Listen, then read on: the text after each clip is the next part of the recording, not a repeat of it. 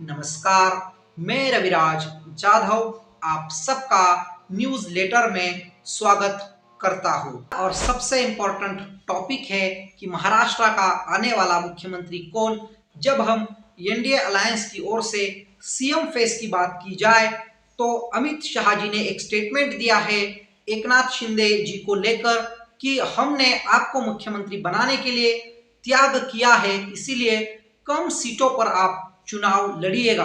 तो एकनाथ शिंदे जी के ऊपर अब अमित शाह और भारतीय जनता पार्टी के हाईकमांड का क्या पहले जितना भरोसा रहा है, वो सबसे बड़ा प्रश्न है। अब त्याग की भाषा वो कर रहे हैं, तो फिर भारतीय जनता पार्टी में एक ही नेता स्टेट पॉलिटिक्स में ज्यादा इफेक्टिव है, वो नाम है देवेंद्र फडणवीस।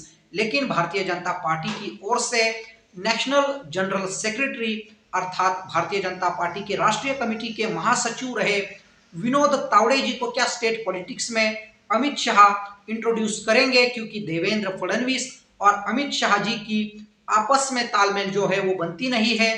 अमित शाह जी को ऐसा लगता है कि नेशनल पॉलिटिक्स में आने वाले समय में देवेंद्र फडणवीस उन्हें चैलेंज करेंगे। ऐसा भी प्रश्न चिन्ह अमित शाह और देवेंद्र फडणवीस जी के रिश्तों पर उपस्थित होता है। उसके साथ ही अजित पवार जी की पार्टी ज्यादा से ज्यादा 20 विधायक ही जीतकर आएंगी, ऐसा कहा जाता है। तो 20 विधायक पर महाराष्ट्र जैसे बड़े प्रदेश में मुख्यमंत्री बनना लगभग नेक्स्ट टू इम्पॉसिबल होगा।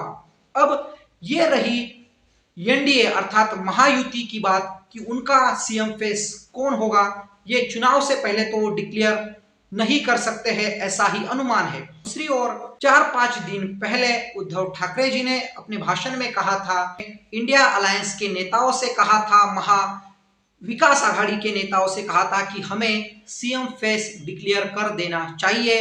उद्धव ठाकरे जी के पार्टी के बड़े नेता और जो उद्धव ठाकरे जी के काफी करीबी है, उनको इम्पोर्टेंस है, वो संजय राउत जी ने भी कहा था कि हमें हमारे सीएम फेस को डिक्लेयर कर देना चाहिए। तो कहीं ना कहीं उद्धव ठाकरे जी पुनः महाराष्ट्र के सीएम बनना चाहते हैं, ऐसा ही कहा जाता है। लेकिन उद्धव ठाकरे अपने भाषण में बार बार ये चीज कहते हैं कि उन्होंने अपने पिताजी को शब्द दिया था कि एक सामान्य शिवसेना के कार्यकर्ता को वो महाराष्ट्र का मुख्यमंत्री बनाएंगे। तो क्या उद्धव ठाकरे अपने सिवा किसी और को महाराष्ट्र का मुख्यमंत्री बनाएंगे, ये भी सबसे बड़ा प्रश्न है। लेकिन उद्धव ठाकरे के अलावा कांग्रेस के कार्यकर्ता ये कह रहे हैं कि नाना पटोले जी को अगला महाराष्ट्र का मुख्यमंत्री होना चाहिए। नाना पटोले जी की बात की जाए तो पैन महाराष्ट्र नेता वो नजर नहीं आते हैं। महाराष्ट्र के गांव में, सूबों में उनका नाम जिस तरीके से उद्धव ठाकरे जी का नाम है, फडणवीस जी का नाम है, उस तरीके से उनका नाम पॉपुलर नहीं है। इसलिए कांग्रेस में ऐसा कोई नेता वर्तमान में तो नजर नहीं आ रहा है जिसकी पैन महाराष्ट्र इमेज हो। इंडिया अलायंस में जो और एक इंपॉर्टेंट दल है, वो दल है शरद पवार जी का एनसीपी। तो शरद पवार जी की ओर से दो नाम महाराष्ट्र के सीएम फेस की तौर तरीके से सामने आ सकते हैं। उसमें पहला नाम है शरद पवार जी की स्वयं की बेटी सुप्रियाताई सुले। सुप्रियाताई सुले जी के बारे में बात की जाए तो 2009 से और 2024 तक अभी भी वो चुनाव जीती है।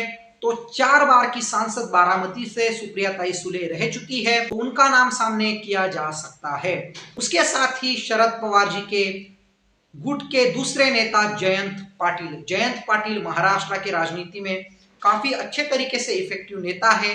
पैन महाराष्ट्र इमेज उनकी भी लगभग अब बन चुकी है, क्योंकि अजित पवार जी की वजह से उन्हें ज्यादा इंपॉर्टेंस नहीं दिया जाता था। ऐसे पहले एनसीपी के अंदर बातें होती थी, लेकिन अजित पवार जी ने अपना अलग गुट बनाने की वजह से क्या जयंत पाटिल अब शरद पवार जी के बाद सबसे कद्दावर नेता उनके पार्टी के भीतर है, तो ये भी प्रश्न चिन्ह है। तो दोस्तों, एकनाथ शिंदे, अजित पवार, देवेंद्र फडणवीस, जयंत पाटिल, सुप्रियाताई सुले, नाना पटोले, ये नाम महाराष्ट्र के मुख्यमंत्री पद के चर्चा में है।